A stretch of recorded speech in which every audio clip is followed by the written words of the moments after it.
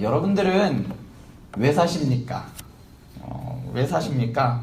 어떤 분은 그냥 태어났으니까 삽니다. 또 혹은 죽지 못해 살아간다고 하시는 분들도 계실지 모릅니다. 저희 어머니가 대표적인 케이스인데, 어머니는 왜 지금까지 사세요? 라고 물으니까 너 때문에 살아간다 이렇게 이야기를 하세요. 너 때문에 죽지 못해 살아 이렇게 말씀하십니다. 그러나 우리 믿는 사람들에게 있어서 삶이라는 것은 사명과 연관이 되어 있습니다. 세상 사람들처럼 그냥 우연히 태어났으니까 어쩌다 태어났기 때문에 마지못해 살아간다라고 생각하시는 분이 혹시 여기 앉아 계십니까? 그러한 분이 계시다면 오늘 말씀을 듣고 내가 왜 살아가야 하는지 그 이유를 발견하실 수 있는 시간이 되실 수 있기를 바랍니다. 여러분들은 예수님께서 나사로를 왜 살리셨다라고 생각하십니까? 왜 살리셨을까요? 나사로의 누이와 안면이 있어서 인연으로 인해 어쩔 수 없이 살리신 것이 아니었습니다. 전에 금요기도회 때 도르가를 살리신 이유를 한번 말씀드린 적이 있습니다. 도르가와 나사로는 같은 이유로 죽었다가 살아난 사람입니다. 만약 우리가 예수를 믿는 것이 천국에 들어가는 것이 그것이 목적이라면 나사로와 도르가는 살아나지 말았어야 합니다. 그냥 천국에 그냥 들어가서 살면 됩니다. 그런데 죽었던 나사로와 도르가를 다시 살리시는 이유가 있다는 것이에요. 그들에게 죽었던 생명을 다시 부여해주는 이유가 있습니다. 그것은 바로 예수님을 믿었기 때문에 그들로 통해서 예수님이 메시아라는 강력한 증거가 되기 때문에 다시 살리셨습니다. 나사로가 거리를 활보하고 다녀도 많은 사람들은 나사로를 보고 생각할 것이에요. 저 죽었던 나사로가 예수에 의해서 다시 살아났다. 죽었던 자를 다시 살리시는 것은 바로 메시아가 할 수 있는 일이기 때문이었습니다. 그렇기 때문에 로마 병정들은 예수님이 죽은 이후에 그 나사로를 찾기 위해서 혈안이 되어 있었습니다. 왜냐하면 그 나사로가 없어야만 더 이상 증거가 남아있지 않기 때문이었습니다. 그래서 마태, 마가, 누가는 그 나사로의 이야기를 쓰지 않았어요. 나사로라는 이름을 밝히지 않습니다. 그런데 요한복음에서는 이 나사로를 밝혀요. 왜냐하면 80년이 지난 후에 이제 더 이상 나사로를 찾는 사람들이 없기 때문이었습니다.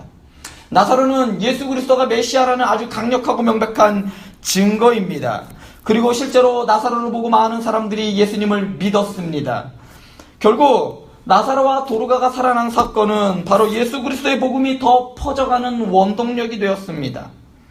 오늘 말씀에 바울과 바나바의 사건은 베드로가 요빠에서 도르가를 살리신 그 이후에 일어난 일이었습니다. 안식일에 바울과 바나바가 안디옥에서 하나님의 말씀을 선포했습니다. 하나님의 말씀을 들은 사람들은 반응하기 시작했어요. 도시에 사는 거의 모든 사람들이 하나님의 말씀을 듣기 위해서 모여들었습니다. 회당으로 모여들었고 바울에게 또 한 번 그 말씀을 들려달라고 요구하기 시작했습니다. 그들은 하나님의 말씀에 놀랐어요. 그리고 구원의 메시지에 마음이 동하기 시작했습니다. 사도행전에서 복음을 들은 사람들의 반응은 둘로 나타납니다. 하나는 말씀을 듣기 위해 다시 모였다라는 것이에요. 한 번 들은 것으로 끝나는 것이 아니라 복음을 들은 사람들은 계속해서 그 말씀을 듣기를 강구했다는 말입니다. 복음에 이끌려 복음을 다시 듣고 싶은 열망이 생겼다라는 것입니다. 그래서 사람들은 그 다음날 안식일이 되자 다시 바울과 바나바에게 찾아와 그 말씀을 다시 한번 들려주십시오 라고 요구하였습니다. 하나님의 말씀을 들은 사람들은 그 다음 안식일에는 이제 대놓고 말씀을 듣기 위해 모여들었습니다. 하나님의 말씀을 들은 사람들은 이제 그 무리가 커져서 온 시민이 다 비시디아 안디옥에 있는 대부분의 사람들이 모여서 그 말씀을 듣기를 청하였습니다. 바울과 바나바는 하나님의 말씀을 더불어 말하고 권하였어요. 바울과 바나바는 하나님의 말씀을 틈나는 대로 지속적으로 하나님의 말씀을 전하였습니다. 바울과 바나바가 그렇게 하나님의 말씀을 전했을 때 하나님의 말씀을 들은 사람들의 반응은 이렇습니다. 들으면 들을수록 하나님의 말씀을 더 듣고 싶고 그 말씀을 듣기 위해 모인 사람들은 점점 불어났다라는 것이 오늘 말씀에 나타난 현상입니다. 그런데 여러분들, 이러한 현상이 비단 성경에만 있었던 일이 아니었습니다. 바로 평양 대부흥운동에서 이러한 일이 벌어졌었습니다. 1906년 평양 선교사 사경회를 시발점으로 각 지역에서 선교사 사경회가 일어났습니다. 서울 사경회를 마치고 장대현 교회 내 교회에 방문한 존 스톤에 의해 교인들 중 길선주에게 부흥의 소명이 숨겨지게 되었습니다. 1907년 1월 2일부터 15일까지 장대현 교회에서 열린 평안남도 도사경회, 여기에서 길선주의 회개가 뇌관이 되어 평양대 부흥운동의 서막이 오르게 되었습니다. 길선주의 회개는 회중들의 마음을 찢는 회개의 시작이 되었습니다. 그리고 말씀을 사모하게 만들었습니다. 평양에서 시작된 부흥운동이 결국은 전국으로 확산되게 되었습니다. 여러분, 여기서 이야기하는 사경회가 무슨 뜻인지 아십니까? 여러분, 부흥회는 우리도 많이 하지요. 부흥회는 들어봤을 겁니다. 그런데 이 사경회라는 뜻, 이 말의 뜻은 바로 말씀을 깊이 있게 배운다라는 뜻입니다. 평안남도 도사경회에서 말씀을 듣던 사람들은 저녁을 먹는 시간을 제외하고 10시간 동안 10시간 이상씩 하나님의 말씀을 듣고 기도하였습니다.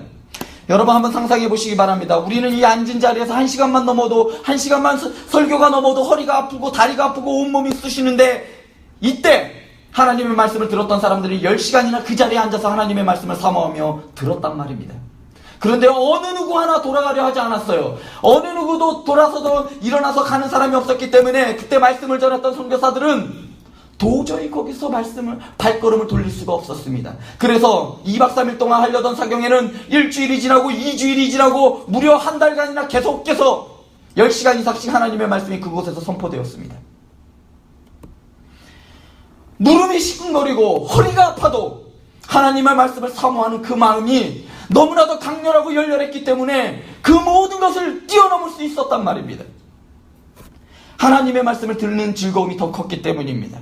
여러분들도 그러지 않았습니까? 여러분들도 예수님을 처음 만났을 때 예수님의 말씀을, 이 하나님의 말씀을 매일매일 읽는 것이 너무나도 좋았고, 하나님의 전에 나와서 기도하며 말씀 듣는 것이 너무나도 사모하여 매일매일 주님 앞에 나오기를 여러분들 간절히 원하지 않았습니까?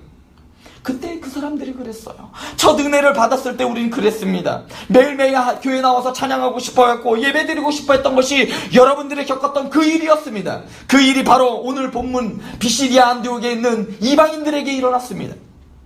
구원의 복된 소식을 들은 사람들은 하나님의 그 말씀을 듣기 위해 모이고, 그 규모가 점점 커지고, 바울에게 오늘도 말씀을 전해주십시오, 어제 전했던 그 말씀을 또 한 번 전해주십시오 하면서 요구하기 시작했어요. 들으면 들을수록 점점 그 강렬해져 갔습니다. 복음을 들은 또 다른 사람들의 반응은 복음을 전하는 사람들을 시기하고 반박하고 비방하고 선동하고 결국은 그 지역에서 쫓아냈습니다.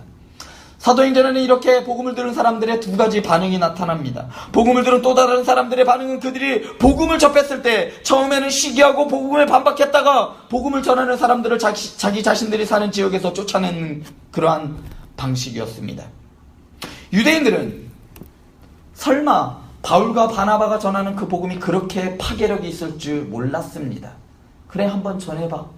그런데 이 사람들이 전하면 전할수록 비시디아 안디옥의 80% 이상을 차지했던 이방인들이 점점 회당에 모여서, 원래는 그들이 유대인으로 개종을 하고 유대교를 믿어야 할 그들이 점점 예수를 따르는 사람들이 되어갔습니다. 그러자 이 유대인들은 위기감을 느꼈어요. 그래서 바울과 바나바를 비방하기 시작했어요. 그리고 그들이 있는 그곳에서 쫓아내기 시작했습니다. 유대인들이 스스로 생각하기에 율법에 대해서 자신들의 노력으로 자기들은 경건하다, 나는 경건한 사람이야 라고 생각했을지도 모릅니다. 그러나 그들은 경건의 모양은 있으나 정작 진정한 경건한 사람들은 아니었습니다. 여러분, 복음의 핵심인 예수 그리스도에 대한 경건이 아닌 율법에 대한 경건은 자신들의 만족을 위한 자기 위로일 뿐입니다. 결국 그들은 복음을 듣고 성실히 따르던, 바울과 바나바가 전한 그 말씀을 듣고 따르려 했던 그 귀부인들을 속이고 그 귀부인들을 회유하고 결국은 바울과 바나바를 박해하게 되었습니다. 그들이 사는 동네 비시디아 안디옥에서 바울과 바나바를 쫓아냈습니다. 이 말을 반대로 말하면 바울과 바나바의 선교가 실패했다라는 말이 아니에요. 얼마나 강력했으면 유대인들이 바울과 바나바를 쫓아냈다라는 거예요. 결국은 결국은 많은 수의 이방인들이 예수를 믿게 되었고 정기적으로 하나님의 말씀을 배웠으며 하나님의 백성의 새로운 공동체가 비시디아 안디옥에 형성되었습니다. 결과적으로 바울과 바나바의 선교 사역은 큰 성과를 내었습니다. 특히 바울과 바나바를 박해하였다라는 말이 있죠. 박해하였다 그리고 쫓아내었다라는 이 단어는 이미 사도행전 8장 1절에서 사용되었어요. 사도행전 8장 1절에서 스데반을 박해하였고 그를 쫓아내었다라는 데 사용되었던 말입니다. 그런데 이 쫓아내었다라는 말은 이 똑같은 단어가 예수님에게도 사용되었습니다. 예수님께서 나사렛 동네에서 추방된 사건, 누가복음 4장 29절에 보면 한편으로는 박해를 받는 스데반의 모습을, 또 다른 한편으로는 예수님을 닮은 그 두 사람의 모습을 보여주고 있다는 말입니다. 나사렛 회당에서 복음을 선포하실 때에 그 말씀을 듣던 유대인들이 예수님을 동네 밖 낭떠러지에 밀쳐 떨어뜨리려 했습니다. 이와 같이 복음을 거부하고 핍박하는 사람들의 반응은 복음을 전하는 우리가 앞으로 보게 될 사람들의 반응이라 할 수 있을 것입니다. 여러분들이 만약 예수님을 전할 때, 여러분들이 복음을 전할 때 정말 감사합니다, 지금이라도 전해주셔서 감사합니다, 이렇게 나오는 반응은 없단 말입니다. 대부분의 사람들은 여러분들이 복음을 전할 때에 그까짓 복음 너나 잘 믿어라 하라고 하면서 그런 사람들이 있을 것이에요. 또 어떤 사람들은 그 복음을 무시하는 사람들도 있을 것이에요. 사실 금요일마다 학교 앞 전도를 나가요. 그런데 그 학교 앞 전도를 나갔을 때 가장 두려운 게 무엇인지 아십니까? 전 사실 매일 앞에 나갈 때마다 두려워요. 무엇이 두렵냐면 그 전해주는 그 전도지를 무시하고 지나가는 애들, 그 아이들을 볼 때마다 손이 떨려요. 부끄럽습니다. 그와 같은 일이 여러분들에게도 있을 것이에요. 토요전도와 수요전도 하는 사람들은 분명히 아실 거예요. 여러분들이 전하는 그 주보와 그 전단지를 받지 않는 사람들이 있어요. 심지어는 무시하는 사람들도 있단 말입니다. 그것을 뭐하러 주냐고 집어 던지는 사람들도 있을 것이에요. 분명히 오늘 말씀을 통해서 여러분들에게 그러한 일이, 복음을 전하는 사람들에게는 반드시 그러한 일들이 나타날 것입니다. 결과적으로 바울과 바나바의 선교 사역은 큰 성과를 이뤘어요. 그리고 스데반의 그 핍박과 바울과 바나바의 핍박을 연결하는 그 단어, 결국 복음을 전하는 사람들에게 핍박은 당연한 결과일 것입니다. 이렇게 말씀을 거부하고 비방하는 사람들에게 바울은 46절에서 너희가 영생을 얻기에 합당하지 않은 자로 자처하기로 우리가 이방인에게로 향하노라라고 말하고 있습니다.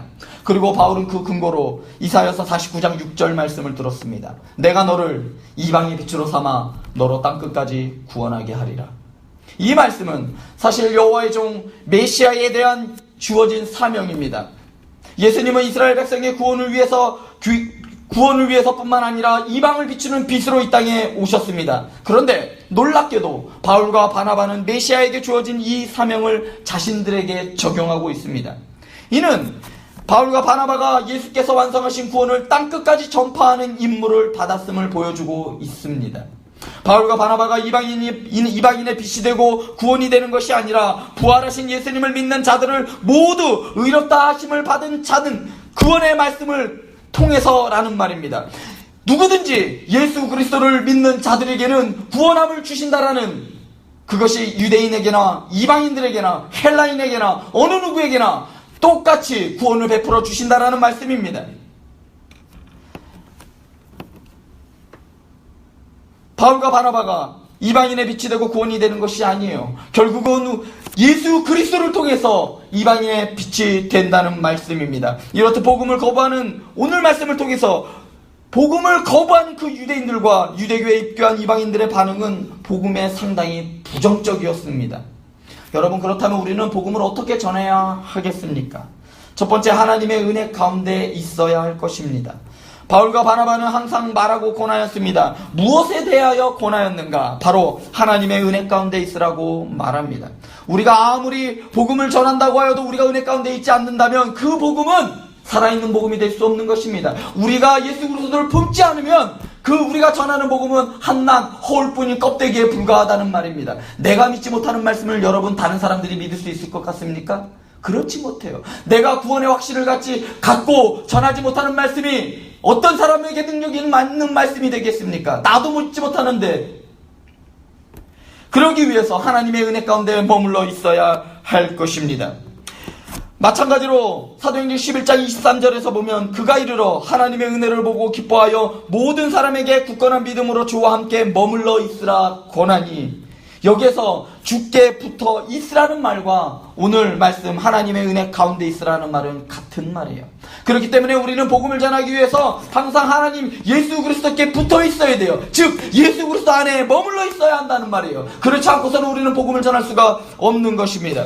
믿음의 삶은 자신의 힘으로 사는 것이 아니라, 처음에는 하나님의 은혜로 시작했다가 중간에 인간의 노력으로 사는 것이 아니라 계속해서 그리스도 안에 하나님의 은혜 가운데 머물러 있어야 하는 것입니다. 그 이유는 결국 우리가 살아가는 것과 우리가 전하는 것과 그 무엇도 우리의 힘으로 할 수 없기 때문입니다. 둘째로 우리는 담대히 말해야 합니다.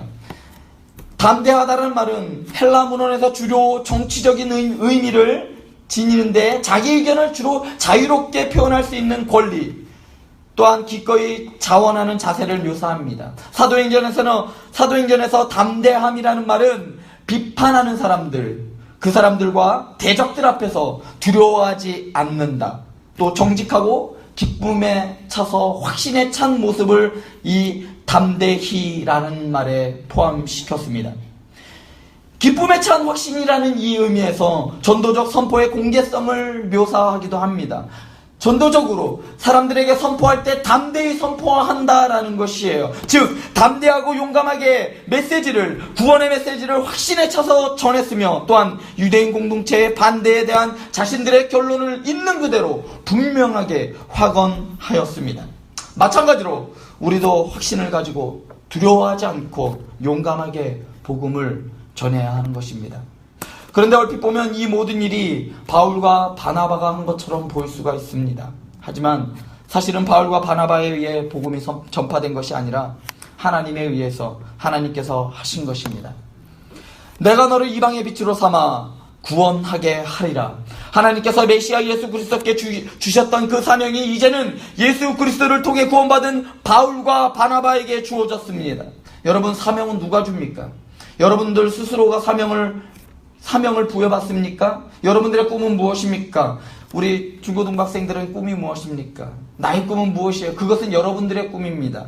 다른 말로 욕심이라고 이야기하지요. 믿는 사람들이 갖는 것은 하나님의 비전인데, 하나님의 비전이 여러분들 무엇인지 아세요? 하나님의 비전은 창세기부터 계시록까지 일관되게 하나를 말하고 있어요. 모든 민족이 구원받는 것, 이것이 하나님의 꿈이며 비전입니다. 그렇다면 여러분들이 가지고 있어야 할 비전은 무엇이에요? 여러분들이 갖고 있어야 할 꿈은 무엇입니까? 여러분들이 잘됨입니까? 좋은 학교에 진학입니까? 남들보다 높은 지위에 있는 것입니까? 그것이 아니에요. 결국은 여러분들이 그 세상 모든 민족이 구원받는 그 일에 쓰임받는 도구가 되는 것, 그것이 바로 여러분들의 꿈과 비전이 되어야 할 것이에요. 여러분들, 하나님께서 오늘 말씀을 통해서 보면 영생을 주시기로 작정된 자는 다 믿었더라라고 48절에 기록되어 있어요. 믿음은 결국 작정의 결과입니다. 내가 믿어서 구원을 받는 것이 아니라 하나님께서 믿기로 작정하셨기 때문에 내가 믿을 수가 있는 것이에요. 나의 선택에 의해서, 내가 여러 가지 중에서 내가 예수님을 선택해서 교회에 나왔기 때문에 구원을 받는 것이 아니라, 여러분들을 태초 전부터 하나님께서 기억하시고 선택하시고 택정하셔서 그 구원의 은혜 때문에 여러분들이 구원받았단 말입니다. 여러분, 오늘 말씀에서 사용된 이 작정하신이라는 말씀은요, 어떤 사람을 특정 부류에 집어넣다라는 단어예요. 그러니까 하나님께서 여러분들을 구원받은 자로 분류해서 넣으셨습니다. 그렇기 때문에 여러분들에게 구원이 있는 것이에요. 그렇기 때문에 내가 구원에 있어서 내가 아무것도 이야기하지 못하는 것이 바로 이 이유 때문입니다. 나의 구원은 오로지 하나님의 은혜이고 하나님의 섭리이기 때문입니다. 그 소유에 속한 것으로 분류되다라는 뜻이에요. 결국은 예수 그리스도를 믿는, 예수님을 믿을 수 있도록 사람들을 움직이시는 하나님의 주권적 사역을 강조하는 단어란 말입니다. 이 말은 작정하신 자는 하나님이라는 것이에요. 그래서 하나님께서 영생을 위해 작정한 사람은 누구든지 믿게 되었다라는 말입니다. 그러므로 구원받을 자를 작정하신 이도 하나님이시고 사명을 주신 이도 하나님이십니다. 바울과 바나바는 단지 하나님께 보냄을 받았을 뿐 그들의 의지로 되어진 것은 아무것도 없었습니다. 그래서 바울과 바나바는 그들을 대중들을 선동하여 그들을 박해하고 쫓아내는 그 유대인들의 행동에 좌절하지 않았어요. 오히려 기쁨과 성령이 충만할 수 있었던 것입니다. 내가 아무리 많은 일을 하였다 하여도 그것이 내 의로 한 것이라면 바울과 바나바는 좌절했을 것이요. 내가 이렇게 열심히 했는데 나는 여기서 무너져 버리는 것인가? 하나님, 내가 이렇게 하나님의 일을 열심히 했는데 왜 여기서 이렇게 박해를 주십니까? 하면서 원망을 쓸 수 있습니다. 그런데 바울은 그렇게 하지 않았어요. 오늘 말씀에 보면 무엇이라고 얘기하냐면 그들이 기뻐하였다라고 해요. 그리고 기쁨으로 성령 충만하였다라고 이야기를 해요. 좀 이상하지 않습니까? 우리는 우리가 사역을 하다 보면 우리를 힘들게 하고 우리를 낭망하게 하고 우리를 좌절시키는 사람들을 보면 우리는 하나님 왜 이런 일을 저에게 해주십니까? 제가 하나님의 일을 하고 제가 이렇게 열심히 일을 하는데도 불구하고 제가 왜 이렇게 열심히 봉사하는데도 불구하고 저에게 이러한 어려움을 주십니까? 라고 하나님께 묻지만 바울과 바나바는 그렇게 하지 않았어요. 왠지 아십니까? 그 모든 일들을 결국은 하나님께서 하셨다는 그 하나님의 주권을 믿었기 때문입니다. 그리고 이 말씀을 준비하면서 저는 이렇게 생각했어요. 과연 나는 이방의 빛이 맞는가? 이 질문이 계속 들었단 말이에요. 나는 바울과 바나바인가라는 생각보다는 나는 혹시 유대인이 아닌가라는 생각이 들었습니다. 여러분들은 하나님의 구원을 이루시기 위해 사용하는 빛이 맞으십니까? 정말로 이 세상에 예수 그리스도를 전하는 빛이 맞냔 말입니다. 저는 제가 회당에서 하나님의 구원의 복음을 들었던 유대인들과 같을 수 있다라는 생각을 했습니다. 점점 구원의 기쁨이 사라져가고 매일매일 드려지는 이 예배가 습관처럼 드려지기 시작할 때 그런 모습을 볼 때 저는 제가 유대인일 수 있다라는 생각이 들었습니다. 유대인들과 유대교에 입교한 경건한 사람들이 회당에서 모여서 안식일마다 그들은 예배를 드렸어요. 그리고 누구보다도 철저하게 율법을 외웠고 율법을 지켰습니다. 우리는 그들보다 하나님의 말씀을 읽으려는 열망이 없어요. 하나님의 말씀을 지키려는 열망도 없습니다. 나는 유대인 같았어요. 그런데 그 절기를 지키고 있던 그 유대인들에게 놓친 것이 있습니다. 그것은 바로 하나님의 은혜, 바로 예수 그리스도가 그들에게 없었다라는 것이에요. 여러분들은 오늘 말씀을 보면서 여러분들은 누구라고 생각하셨습니까? 우리 대부분은 바울과 바나바의 감정을 이입해서 보셨을 것입니다. 그러나 아무리 바울과 바나바라 할지라도 그들 안에 예수 그리스도가 없다면 바울과 바나바도 자신들을 시기하고 비방했던 유대인들과 다르지 않을 것입니다. 전도에 열심인 초신자들을 볼 때 처음엔 다 저래. 나도 처음엔 저랬어. 혹은 나도 저런 때가 있었지 라고 하면서 단지 과거를 회상하거나 지금 아무것도 하지 않는 모습을 정당화하고 있다면 바울과 바나바의 복음을 듣지 않고 배척했던 유대인들과 다르지 않습니다. 우리가 사명자로 정체성을 가지게 하는 예수 그리스도가 우리에게 없다면 우리는 우리 스스로를 부정하고 있는 상황이 될 것입니다. 우리는 더 이상 빛을 낼 수도 없고 소금의 맛을 낼 수도 없을 것이며 저 밖에 있는 사람들과 구별되지도 않을 것입니다. 예수 그리스도를 믿어 영원한 생명을 소유한 천국 백성이라면 그 가슴 벅찬 구원의 소식을 전하지 않을 수 없을 것입니다. 여러분들이 예수님을 처음 만났을 때를 한번 생각해 보십시오. 예수님이 너무나도 기뻐서 그 예수님을 전하지 않고서는 도저히 가만히 있을 수 없는 그 상태, 여러분들 한번 경험해보지 않았습니까? 그 예수님을 전하지 못해서 밖에만 나가면 예수 한번 믿어보십시오, 예수님을 믿으십시오 라고 여러분 전해보신 적이 없냔 말입니다.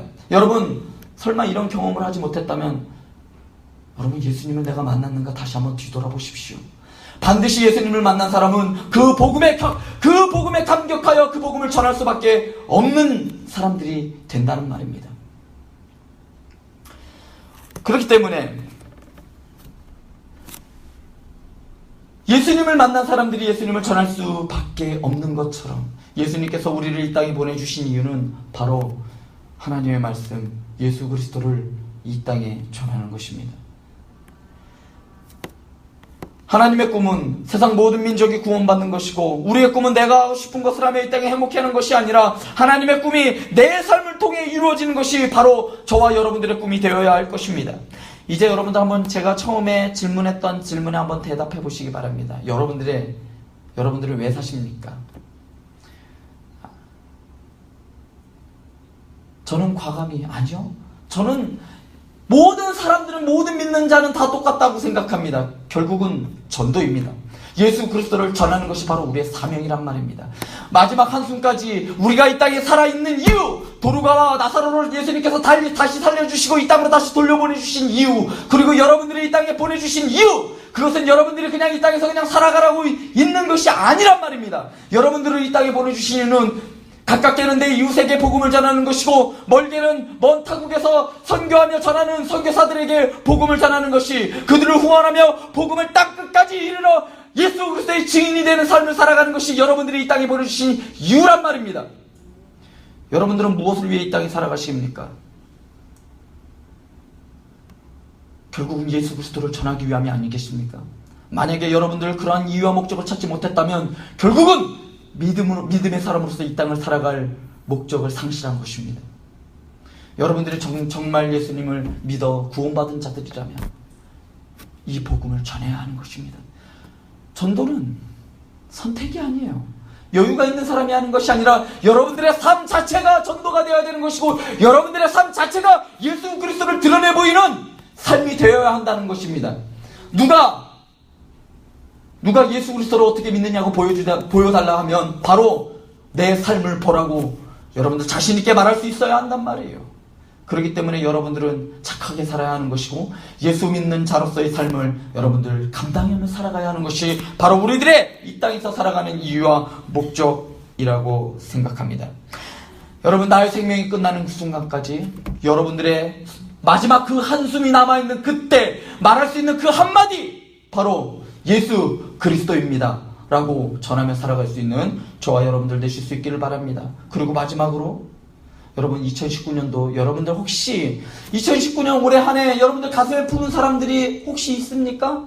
혹시 없다면 여러분 있어야 돼요. 올해 한 해 동안 내가 전하지는 못했지만 그 사람을 내가 가슴에 품고, 이 사람만큼은 주님, 이 사람만큼은 돌려주십시오, 이 사람만큼은 구원하여 주시옵소서, 주님께 간절하게 매달리는 사람이 한 명쯤은 있어야 한단 말이에요. 왜냐고요? 그것이 여러분들이 이 땅에 살아가는 목적이기 때문이에요.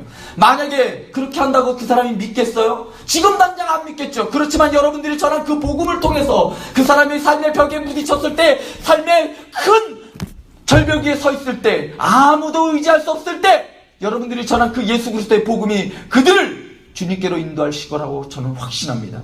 여러분들을 복음 전도자로 살아가실 수 있길 바랍니다. 여러분들을 이방의 빛으로 불러주셨습니다.